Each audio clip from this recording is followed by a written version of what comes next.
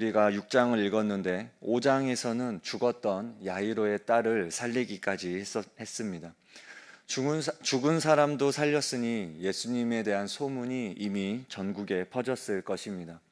그리고 예수님에 대한 소문은 고향에도 퍼졌을 것입니다. 예수님이 고향으로 가십니다. 고향에서도 안식일이 되어 회당에서 말씀을 가르칩니다. 예수님의 가르침에 고향 사람들도 놀랐습니다. 우리 2절 말씀 함께 읽어보겠습니다. 시작. 안식일이 되어 회당에서 가르치시니 많은 사람이 듣고 놀라 이르되 어디서 이런 것을 얻었느냐? 이 사람이 받은 지혜와 그 손으로 이루어지는 이런 권능이 어찌 됨이냐? 아멘. 예수님의 가르치심에 고향 사람들이 놀랐습니다. 또한 그 손으로 이루어지는 이런 권능은 어찌 됨이냐? 이렇게 말씀하고 있습니다. 그 손, 예수님의 손을 통해 기적도 나타난 것 같습니다. 이 정도 되면 보통 많은 사람들은 예수님께 열광합니다. 그리고 예수님을 믿고 따르게 됩니다.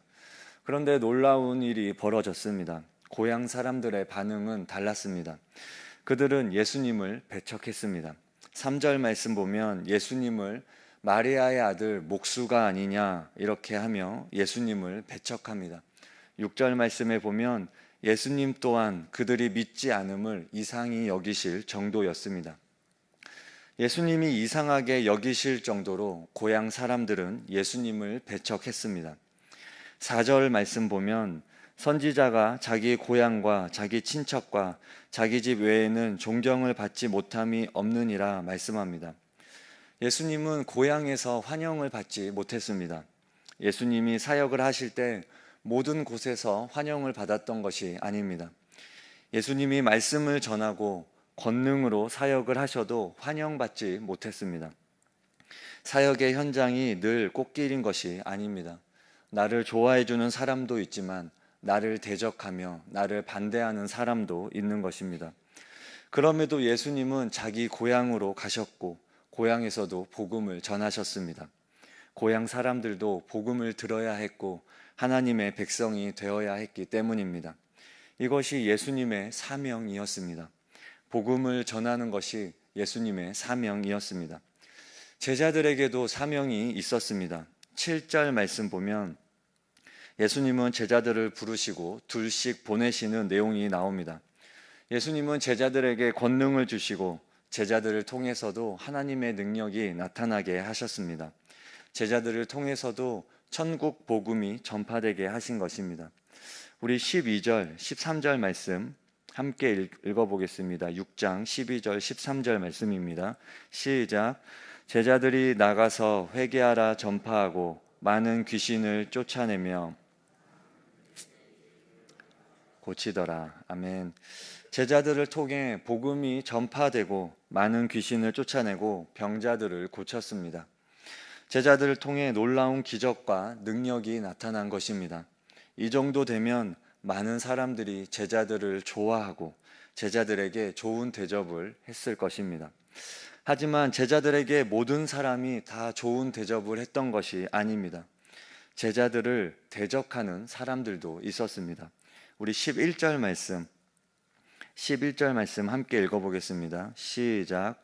어느 곳에 서든지 너희를 영접하지 아니하고 너희 말을 듣지도 아니하거든 거기서 나갈 때에 발 아래 먼지를 떨어버려 그들에게 증거를 삼으라 하시니. 제자들을 영접하는 사람들도 있었지만 제자들의 말을 듣지 않는 사람들도 있었습니다. 예수님이 고향에서 배척을 당하셨던 것처럼 제자들도 배척을 당하는 것입니다. 그럼에도 제자들은 나가서 회개하라 전파하며 복음을 전했습니다. 이것이 제자들의 사명이었기 때문입니다. 예수님처럼 제자들도 복음을 전하는 것이 그들의 사명이었습니다. 우리는 모두 예수님의 제자로서 사명을 가지고 있습니다. 우리의 직업이 제각각 다르듯 우리가 살아가는 모습은 제각각 다를 것입니다. 하지만 우리가 가지고 있는 사명은 동일합니다. 우리의 사명은 복음을 전하며 하나님 나라를 전파하는 것입니다. 내가 속해 있는 삶의 영역 속에서 하나님 나라 백성답게 살아가는 것입니다. 죄악된 세상 속에서 하나님 나라 백성으로 살아가는 일은 결코 쉬운 일이 아닙니다. 사명을 따라 살아갈 때 늘 좋은 일만 있는 것도 아닙니다. 예수님이 배척을 당하고 제자들이 배척을 당했듯이 우리의 삶에 힘들고 억울한 일들이 발생할 수도 있습니다. 그럼에도 우리는 사명의 자리를 지켜야 합니다. 예수님은 고향에서 배척을 당하셨고 큰 부흥이 일어나지도 않았습니다. 5절 말씀 보면 예수님은 단지 소수의 병자에게 안수하여 고치실 뿐이었습니다. 예수님이 고향에서의 결과는 그저 소수의 병자를 고치는 것 뿐이었습니다. 하지만 이것이 부르심의 모습이었습니다. 이것이 사명의 자리였습니다. 내가 배척을 당했다고 그 자리가 잘못된 자리가 아닙니다. 배척당하는 그 자리가 여전히 내 자리입니다. 저는 예수전도단 간사 생활을 했을 때 대학생 사역을 했습니다. 그래서 대학교에 들어가서 예수전도단 이름으로 동아리를 만들고 그곳에서 여러 가지 활동들을 하였습니다. 저는 천안에서 먼저 사역을 하였는데 천안에는 전문대를 제외하고 4년제 대학이 10개가 넘게 있습니다. 천안이 작은 도시인데 그곳에 4년제 대학이 10개가 넘게 있다는 것은 그곳에 굉장히 많은 대학교가 있다는 것입니다. 그 가운데 선문대학교가 있습니다. 선문대학교는 문선명을 교주로 하는 통일교 교단에서 세운 학교입니다. 선문대학교 안에서는 기독교 동아리나 단체가 세워지는 것이 참으로 어렵습니다. 왜냐하면 통일교 교단에 속해 있는 학생들이 방해하기 때문입니다. 그곳에서 모임을 하게 되면 모임 안에 통일교 학생들이 몰래 들어와서 함께 모임을 합니다. 그리고 나중에 시간이 지나면 이 학생들이, 통일교 학생들이 이 모임을 와해시킵니다. 신천지 같지요. 그래서 선문대학교 안에서 사역하는 것이 참으로 어렵습니다. 그럼에도 불구하고 선문대학교로 간사들을 보냅니다. 힘들고 어렵고 배척당하고 사역의 열매가 없지만 그럼에도 그곳에 간사들을 보냅니다. 그곳이 사명의 자리라고 여기기 때문입니다. 결코 쉽지가 않습니다. 간사들이 그곳에 들어가서 그 캠퍼스를 포기하고 다른 캠퍼스 가기를 요청하기도 합니다. 그러면 다른 간사들을 또 그곳에 보냅니다. 때로는 그 자리를 피하고도 싶습니다. 그럼에도 그곳에 계속해서 간사들을 보냅니다. 그 자리를 지키기 위해서입니다. 이것이 예수님과 제자들이 이 땅에서 지키려고 했던 자리이기 때문입니다.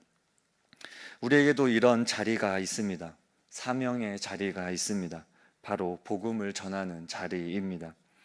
내가 있는 자리에서 복음을 전할 수 있다면 그 자리가 우리의 사명의 자리입니다. 예수님을 믿고 산다고 하면서 삶에 드러나는 열매가 없을 수 있습니다. 믿음을 지킨다고 하면서 박수받는 삶이 우리의 삶에 없을 수도 있습니다. 그럼에도 사명의 자리를 지키는 것은 의미가 있고 가치 있는 일입니다. 예수님도 제자들도 그 사명의 자리를 지켰기 때문입니다. 그러므로 사명의 자리에서 예수님을 전하는 저와 여러분 되시기 바랍니다. 그것이 예수님을 따라가는 길이며 제자들이 보여주었던 우리의 믿음의 모습이기 때문입니다. 제자들은 예수님의 부르심을 받고 떠날 때 아무것도 없이 떠났습니다. 우리 8절 9절 말씀 함께 읽어보겠습니다. 시작. 명하시되 여행을 위하여 지팡이 외에는 양식이나 배낭이나 전대의 돈이나 아무것도 가지지 말며 신만 신고 두 벌 옷도 입지 말라 하시고.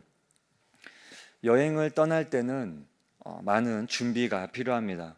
여행 동안에 여러 가지 위급한 일들을 당할 수 있기 때문입니다. 그래서 돈도 필요하고 양식도 필요하고 여러 가지 것들이 필요합니다. 그런데 지금 예수님이 아무것도 가지지 말고 떠나라 라고 말씀하고 있습니다. 얼마나 담대합니까? 그 말씀에 제자들이 떠나갑니다. 얼마나 막중한 마음가짐을 가지고 떠나는 것입니까? 뒤를 돌아보지 않겠다는 그런 마음가짐입니다. 이런 마음가짐을 가지고 여행을 떠나도 배척을 당할 수 있습니다. 그러나 염려하지 마십시오. 예수님이 제자들에게 준 것이 있습니다. 바로 권능을 주셨습니다. 제자들에게는 예수님이 주신 권능이 있었습니다. 예수님은 아무것도 없이 제자들을 보낸 것이 아닙니다. 제자들에게 가장 필요한 권능을 주셨습니다. 그래서 13절 말씀처럼 많은 귀신을 쫓아내며 많은 병자에게 기름을 발라 고치는 일이 생겨났습니다. 주님은 우리에게도 권능을 주셨습니다. 우리에게 가장 필요한 것입니다. 권능이라는 것이 귀신을 쫓아내고 병자를 고치는 것으로만 생각해서는 안 됩니다. 이런 일은 있을 수도 있고 없을 수도 있습니다. 제자들은 권능을 받아서 귀신을 쫓아내고 병자를 고치는 기적을 행했습니다. 하지만 마가복음 9장에 보면 귀신 들린 아이를 고치지 못했습니다. 그래서 나중에 예수님께 찾아와서 우리는 어찌하여 능히 귀신을 쫓아내지 못하였나이까 물어봅니다. 권능을 받아서 귀신을 쫓아내고 병자를 고칠 수 있습니다. 하지만 그렇지 못할 수도 있습니다. 그러므로 권능이라는 것을 귀신을 쫓아내고 병자를 고치는 능력으로만 생각해서는 안 될 것입니다. 저는 주님이 우리에게 주신 권능은 일상을 살아내는 힘이라고 믿습니다. 예수님 믿는 사람답게 우리에게 주어진 일상을 살아내는 것입니다.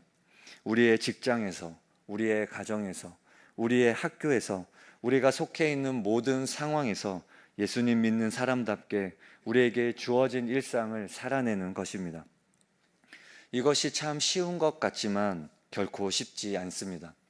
일상을 살아가는 것은 예수님 믿는 사람도 예수님을 믿지 않는 사람도 일상을 살아갑니다. 모두가 똑같이 일상을 살아갑니다. 하지만 우리는 예수님 믿는 사람답게 일상을 살아가는 것입니다. 예수님 믿는 사람답게 살아가는 일상은 결코 쉽지 않습니다.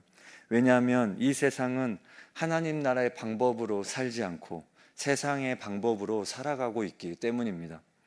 세상 속에서 우리가 예수님 믿으며 살아갈 때 모두가 우리를 반기는 것이 아닙니다. 우리가 사명의 자리에 있다고 해도 모든 일이 술술 풀리는 것도 아닙니다. 배척당할 수도 있고 무시당할 수도 있으며 큰 부흥이 일어나지 않을 수도 있습니다. 예수님과 제자들이 당했던 것처럼 말입니다. 그럼에도 내 자리를 지키며 일상을 살아가는 것이 권능입니다. 주님이 주신 권능이 없었다면 우리는 세상에 동화되어 살아갔을 것입니다. 세상에 물들어 살아갈 것입니다. 하지만 주님이 세상 속에서 그리스도인으로 살아갈 수 있는 권능을 주셨습니다. 이 권능을 가지고 살아갈 때 우리는 세상 속에서 빛으로 살아갈 수 있습니다. 예수님이 고향에서 배척을 당하시고 소수의 병자만 고치셨던 것처럼 우리의 삶에 큰 결과물이 없을지라도 내 자리를 지켜낼 수 있습니다. 주의 권능이 우리와 함께하기 때문입니다. 오늘 하루도 주의 권능을 경험하며 살아가는 저와 여러분 되시기 바랍니다. 아멘. 우리 함께 주기도문으로 예배를 마치겠습니다.